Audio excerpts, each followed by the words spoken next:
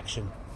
Okay, we're here today on the 1st of June to give solidarity with the people in Geneva protesting against the World Health Organization and the agreement which was meant to be signed today.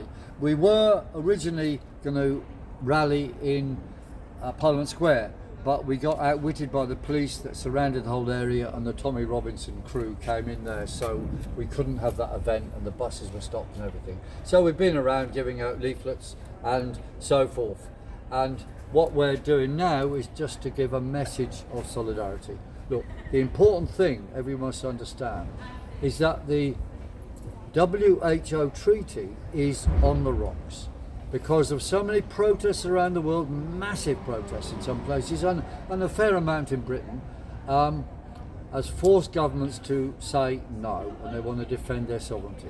But let us be clear, the WEF, WHO intention is still to take away your bodily autonomy and pave the way for a new world order. The WHO is the WEF government in waiting, and that remains the case. So we've got to press on with destroying them.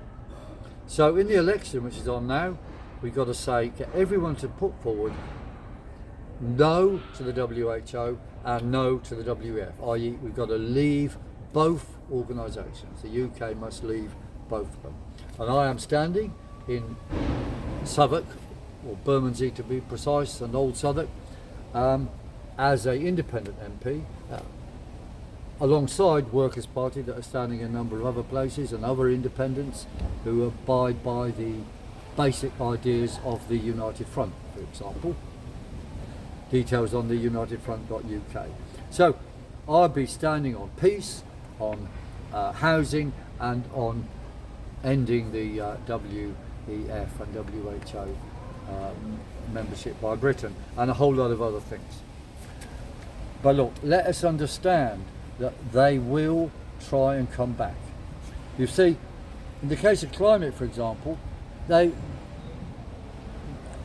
huge numbers of people know the climate thing is still a con, but they're still pressing ahead, using the climate con to justify everything.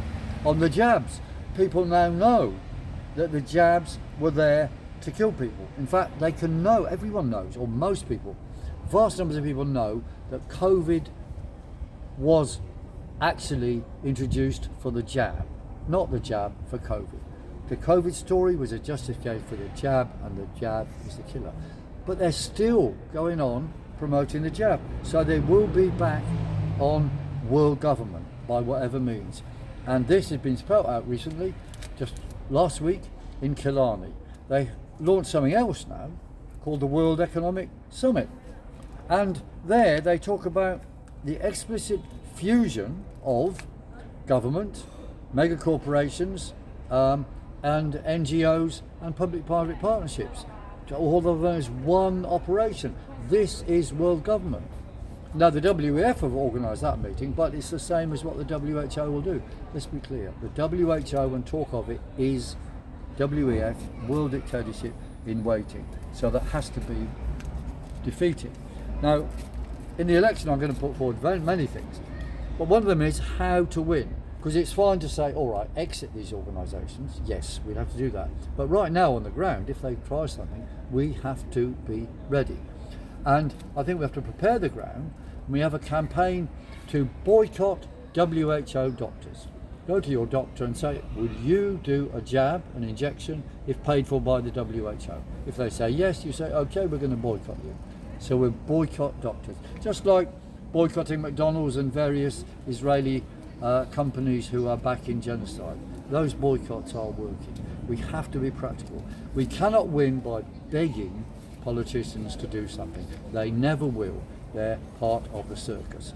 And I would say on that, I'm part of the ABC campaign. Anybody but the circus. When people ask me, do you want Labour or Tory, what's better, what's worse, or in America, do you prefer Trump or Biden or Kennedy, who supports genocide, by the way, despite being progressive? I say, no, all of them are no good. We're not going to vote for any of them. I'm not going to choose between one source of evil and the other. We've got to build alternatives. That is what I'm doing, and that is what anybody who's calls themselves ABC, does. Anybody but the circus. And just to be clear, what we should know about is, for the United Front, people who aren't sure whether you should support an independent candidate or not, ask them, do they agree with most or all of what is in the United Front? The unitedfront.uk, this first thing it says is men are men and women are women. Well, it's obvious, but you'll be amazed how many people standing for Parliament don't believe that.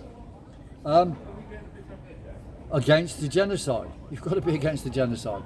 Some people say that Israel's got a right to defend itself. Of course, anyone has, but they're using that as a justification for genocide. No, we don't accept that at all.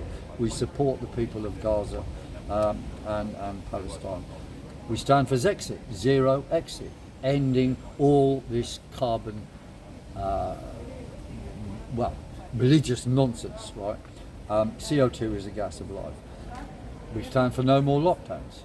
We stand for freedom of the press, freedom of expression. Loads of things like that, but do come to the websites. Come along to visit my Piers_Corbyn_ Stop New Normal or Peace Now London Telegram group. And there's plenty of other things. My